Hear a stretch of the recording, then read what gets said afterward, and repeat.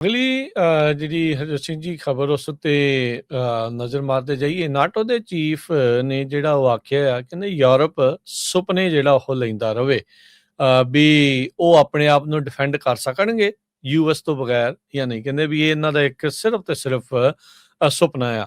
ਸੋ ਹੁਣ ਨਾਟੋ ਦੇ ਚੀਫ ਦੀ ਮੁਲਾਕਾਤ ਹੋਈ ਸੀ ਡੈਵੋਸ ਦੇ ਵਿੱਚ ਰਾਸ਼ਟਰਪਤੀ ਟਰੰਪ ਹੁਣਾਂ ਦੇ ਨਾਲ।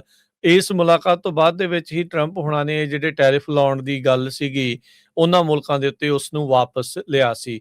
ਸੋ ਹੁਣ ਨਾਟੋ ਹੁਣੀ ਲੱਗਦਾ ਹੈ ਵੀ ਟਰੰਪ ਹੁਣਾਂ ਦੀ ਗੱਲ ਯੂਰਪ ਨੂੰ ਜਿਹੜਾ ਉਹ ਸਮਝਾਉਣ ਦੀ ਕੋਸ਼ਿਸ਼ ਕਰ ਰਹੇ ਆ। ਯੂਰਪ ਦੇ ਮੈਕਰੋਨ ਹੁਣਾਂ ਦੇ ਨਾਲ ਤੇ ਹੋਰ ਲੀਡਰਸ ਦੇ ਨਾਲ ਇਹਨਾਂ ਦੀ ਹੁਣ ਮਾਰਕ ਰਟ ਦੀ ਜਿਹੜੀ ਤੂੰ ਮੈਂ ਜਿਹੜੀ ਕਹਿੰਦੇ ਵੀ ਇੱਕ ਹਿਸਾਬ ਦੇ ਨਾਲ ਹੋ ਰਹੀ ਆ। ਕਹਿੰਦੇ ਵੀ ਯੂਰਪ ਬਗੈਰ ਮਤਲਬ ਤੋਂ ਸੁਪਨੇ ਲੈ ਰਿਹਾ ਵੀ ਕਿਤੇ ਯੂਐਸ ਤੋਂ ਬਗੈਰ ਆਪਣੇ ਆਪ ਨੂੰ ਜਿਹੜਾ ਉਹ ਡਿਫੈਂਡ ਕਰ ਸਕਦਾ ਹੈ।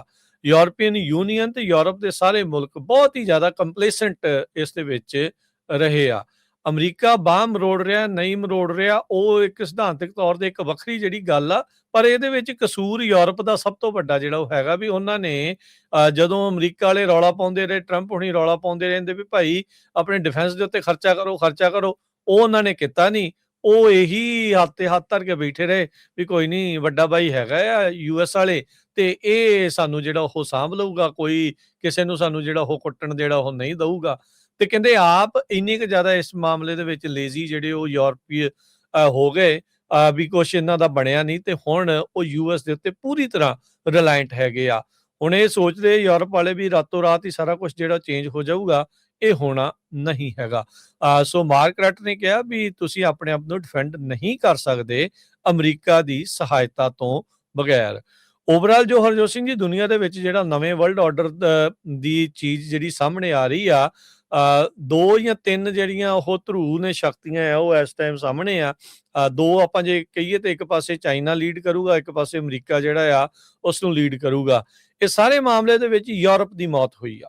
ਯੂਰਪ ਦੀਆਂ ਆਪਣੀਆਂ ਕੀਤੀਆਂ ਹੋਈਆਂ ਕਾਰਵਾਈਆਂ ਦੇ ਕਰਕੇ, ਆਪਣੀ ਜਿਹੜੀਆਂ ਬਣਾਈਆਂ ਹੋਈਆਂ ਪਾਲਿਸੀ ਦੇ ਕਰਕੇ ਯੂਰਪ ਲਗਾਤਾਰ ਡੈਡ ਹੋਇਆ। ਹੋ ਸਕਦਾ ਯੂਰਪੀਅਨ ਲੋਕਾਂ ਨੂੰ ਇਹ ਗੱਲ ਚੰਗੀ ਜਿਹੜੀ ਉਹ ਨਾ ਲੱਗੇ, ਨਹੀਂ ਜੀ ਸਾਡਾ ਮੁਲਕ ਚੰਗਾ ਆ, ਤਗੜਾ ਆ।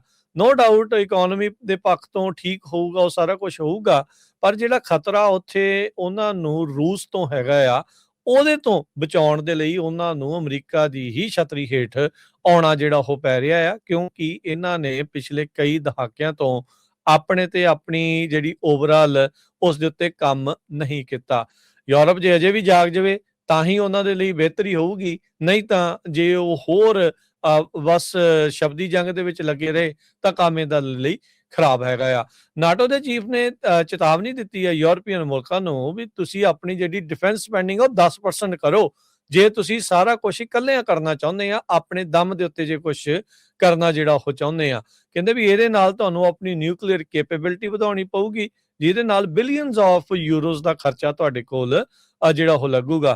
ਕਹਿੰਦੇ ਵੀ ਇਸ ਸਿਨਾਰੀਓ ਦੇ ਵਿੱਚ ਅਲਟੀਮੇਟ ਜਿਹੜਾ ਗਰੰਟੀਅਰ ਆ ਫਰੀडम ਦਾ ਉਹ ਹੈ ਕੀ ਆ, ਯੂਐਸ ਦਾ ਜਿਹੜਾ ਨਿਊਕਲੀਅਰ ਅਮਰੇਲਾ। ਜੇ ਤੁਹਾਡੇ ਕੋਲ ਕਹਿੰਦੇ ਵੀ ਆਪਣੀ ਉਹ ਛਤਰੀ ਨਿਊਕਲੀਅਰ ਵਾਲੀ ਨਹੀਂ ਹੋਈ ਤਾਂ ਫਿਰ ਕਹਿੰਦੇ ਵੀ ਗੁੱਡ ਲੱਕ, ਫਿਰ ਕੰਮ ਤੁਹਾਡੇ ਲਈ ਜਿਹੜਾ ਉਹ ਔਖਾ ਆ।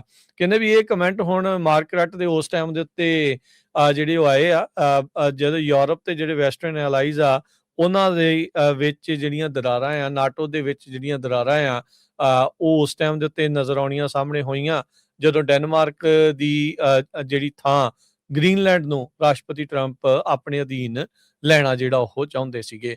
ਨਾਟੋ ਦੀ ਚੀਫ ਆ ਉਹਨਾਂ ਨੇ ਕਾਫੀ ਪ੍ਰਸ਼ੰਸਾ ਜਿਹੜੀ ਆ ਟਰੰਪ ਹੋਣਾ ਦੀ ਕਰਦੇ ਹੋਏ ਆਖਿਆ ਵੀ ਜਿਹੜਾ ਆਰਟਿਕ ਸਿਕਿਉਰਿਟੀ ਦਾ ਜਿਹੜਾ ਮੁੱਦਾ ਆ ਉਹ ਬੜਾ ਹੀ ਅਹਿਮ ਹੈਗਾ ਆ। ਤੇ ਕਹਿੰਦੇ ਵੀ ਜਿਹੜੇ ਰਾਸ਼ਟਰਪਤੀ ਟਰੰਪ ਹੁਣਾਂ ਦੀ ਉਹਨਾਂ ਨੇ ਪੈਰਵਾਈ ਜਿਹੜੀ ਇਸ ਚੀਜ਼ ਦੇ ਵਿੱਚ ਕਰਦੇ ਹੋਏ ਆਖਿਆ ਵੀ ਕਿਉਂ ਉਹ ਕਹਿ ਰਹੇ ਆ ਵੀ ਗ੍ਰੀਨਲੈਂਡ ਉਹਨਾਂ ਦੇ ਲਈ ਜ਼ਿਆਦਾ ਜ਼ਰੂਰੀ ਹੈਗਾ ਆ। ਉਹਨਾਂ ਨੇ ਕਿਹਾ ਵੀ I think he is right, there is an issue with Arctic region, there is an issue of collective security, but these sea lanes are opening up because of Chinese and Russian are more and more active।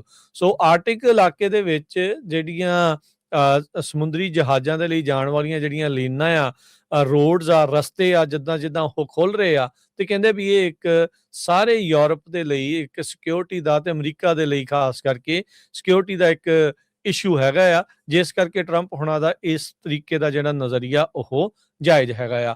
ਉੱਦਾਂ ਜਿਹੜਾ ਹਰਜੋਤ ਸਿੰਘ ਜੀ ਬੜੀ ਅਚੰਭੇ ਵਾਲੀ ਗੱਲ ਆ, ਇਹ ਉਹ party ਜਿਹੜੀ ਜਿਹੜੇ ਆਪਾਂ ਇੱਧਰਲੇ ਪਾਸੇ ਦੀ ਗੱਲ ਕਰੀਏ ਵੀ ਉਹ ਲੋਕ ਜਿਹੜੇ ਮੰਨਦੇ ਨਹੀਂ ਆ ਵੀ ਗਲੋਬਲ ਵਾਰਮਿੰਗ ਹੋ ਰਹੀ ਆ, ਪਰ ਆਰਟਿਕ ਇਲਾਕੇ ਦੇ ਵਿੱਚ ਇਹ ਕਹਿੰਦੇ ਆ ਵੀ ਹਾਂ ਗਲੋਬਲ ਵਾਰਮਿੰਗ ਕਰਕੇ ਜਦੋਂ ਦਰਿਆ ਉੱਥੇ ਜਿਹੜੇ ਬਰਫ਼ ਪਿਘਲਣੀ ਆ ਤੇ ਉਹਦੇ ਕਰਕੇ ਜਿਹੜੀਆਂ ਸ਼ਿਪਿੰਗ ਲੇਨਸ ਆ ਉਹ ਵੱਧ ਜਾਣੀਆਂ ਤੇ ਰਸ਼ੀਆ ਤੇ ਚਾਈਨਾ ਵਾਲੇ ਆ ਉਹ ਉਸ ਦਾ ਫਾਇਦਾ ਚੱਕ ਸਕਦੇ ਆ। ਇਸ ਲਈ ਸਾਨੂੰ ਉਸ ਸਟ੍ਰੈਟੇਜਿਕ ਥਾਂ ਦੇ ਉੱਤੇ ਇੱਕ ਇੰਪੋਰਟੈਂਟ ਜਿਹੜੀ ਥਾਂ ਦੇ ਉੱਤੇ ਜਿਹੜਾ ਆ ਉਹ ਆਪਣੇ ਬੇਸ ਜਿਹੜੇ ਉਹ ਚਾਹੀਦੇ ਆ। ਸੋ ਘਰੇ ਉਹ ਮੰਨਦੇ ਨਹੀਂ ਆ, ਬਾਹਰ ਉੱਥੇ ਇਸ ਚੀਜ਼ ਨੂੰ ਜਿਹੜੇ ਮੰਨਦੇ ਹੋਏ ਦਾਅਵਾ ਕਰ ਰਹੇ ਆ ਵੀ ਸ਼ਿਪਿੰਗ ਲਾਈਨਸ ਇਹਦੇ ਕਰਕੇ ਹੀ ਜਿਹੜੀਆਂ ਜਦੋਂ ਓਪਨ ਹੋਣਗੀਆਂ ਤਾਂ ਸਮੱਸਿਆ ਜਿਹੜੀ ਉਹ ਆ ਸਕਦੀ ਆ। ਪਰ ਮਾਰਕ ਰਟ ਨੇ ਪੂਰੀ ਪੈਰਵਾਈ ਕਰਦੇ ਹੋਏ ਟਰੰਪ ਹੋਣਾ ਦੀ ਕਹਿ ਲਓ ਵੀ ਯੂਰਪ ਵਾਲਿਆਂ ਨੂੰ ਸ਼ੀਸ਼ਾ ਦਿਖਾਉਣ ਦੀ ਕੋਸ਼ਿਸ਼ ਕੀਤੀ ਆ। ਕਹਿੰਦੇ ਵੀ ਤੁਸੀਂ ਇਕੱਲੇ ਅਜੇ ਕਰਨ ਜੋਗੇ ਕੁਛ ਨਹੀਂ ਹੈਗੇ, ਸੁਪਨੇ ਲੈਣੇ ਆ ਲਈ ਚੱਲੋ। ਜੀ।